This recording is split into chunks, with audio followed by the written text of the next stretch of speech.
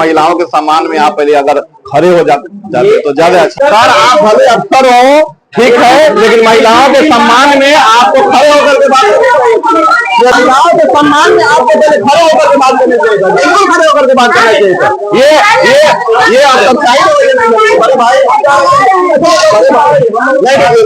आप बिहार सरकार को शर्म आनी चाहिए, इसलिए उनका मांग बिल्कुल 100% फैक्ट है और जायज। बिहार में जीविका दीदियों ने धरना प्रदर्शन कर दिया है और पूरे बिहार में चौक चौराहे पे पूरे जीविका दीदी जो है धरना कर रही है। बाकी मेरे साथ जो शख्सियत मौजूद है, इनका नाम डॉक्टर शमीरुल हक साहब है और ये एमआईएम के प्रदेश सचिव भी हैं और उसके अलावा बाराबंकी विधानसभा के भावी प्रत्याशी भी हैं। और आज इन्होंने जीविका दीदियों के करीब आया, उनके दर्द को सुना और आइए इनसे बातचीत करते हैं और बताते हैं कि जब जीविका दीदियों से मिले तो क्या कुछ बातें हुआ। सर का बहुत बहुत शुक्रिया।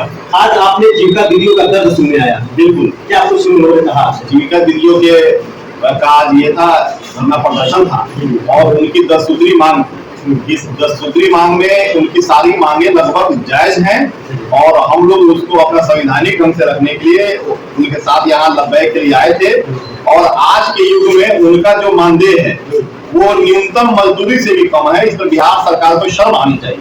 ये वो जीविका दीदी है जिन्होंने पूरे अपने कोविड काल में जब भारत जूझ रहा था तो ये घर घर जाकर के जो है मैं मास्क का और जो है अपने दवाओं का जो है मैं वितरण कर रही है।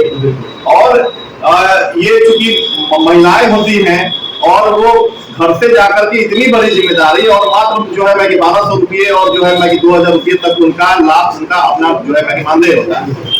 तो आज की स्थिति में अगर जो है मैं मुख्यमंत्री महोदय उनके मानदेय में अगर उनका एक दिन भी अगर जो है अच्छे से जो है मैं जा नहीं सकता है और वो पूरे माह में इतना मानदेय अगर देते हैं तो वह या तो वो जीविका दीदियों का सम्मान नहीं समझ रहे हैं या फिर उनको गरीबी का मतलब नहीं है। सर आप जब वहाँ पे आए तो देखा ये गया कि आप जीविका ऑफिस में गए थे और शायद वह जो अफसर लोग फटकार लगाया जैसे क्या कुछ हुआ? नहीं, हम लोग वहाँ गए थे।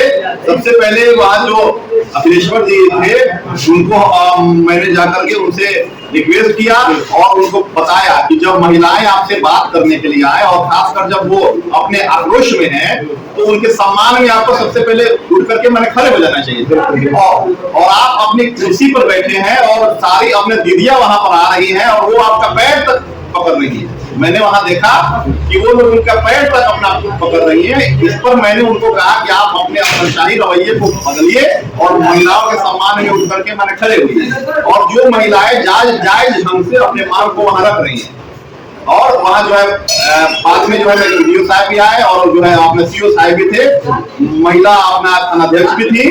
तो हम लोगों ने ये कहा कि ये वो महिलाएं हैं जो अपने पूरे कोविड काल से लेकर के आज तक सरकार के द्वारा जितने भी इनको कार्य दिए गए हैं उन कार्यों का बखूबी जो है मैं निष्पादन इनके द्वारा होता रहा है और ये अपनी जायज मांगे संवैधानिक ढंग से रखनी आई है।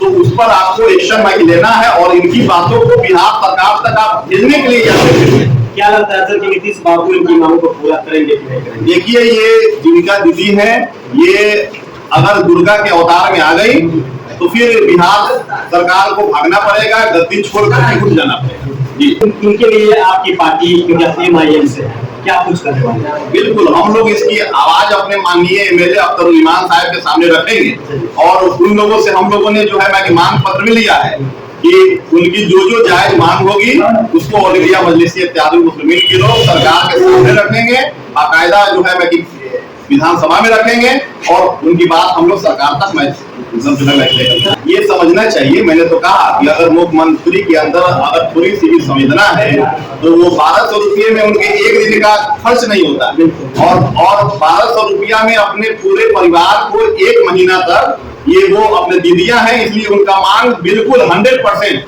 फैक्ट है और जायज है और जितनी जल्दी हो उनकी मांग को सरकार को मान लेना ही चाहिए। सर बाराबंकी विधानसभा के भावी प्रत्याशी भी है, इलेक्शन भी लड़ेंगे, तो जो नरकटिया विधानसभा की जो महिलाएं हैं जो जीविका दीदी है उनको आपके तरफ से क्या कुछ?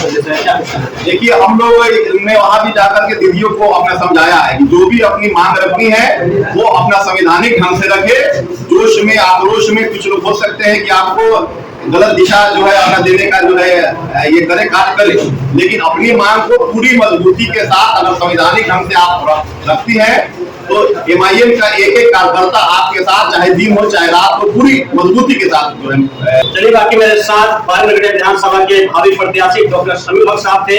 इन्होंने आज जो है जीविका दीदियों को दर्द सुनने आया और इस समय बातचीत किया। इन बातों को सुनने के बाद आपका क्या विचार करता है, अपनी राय प्रतिक्रिया बता दीजिएगा। बाकी आप चलिए, आप अपना चैनल नीडर न्यूज देखा थे। बहुत बहुत धन्यवाद।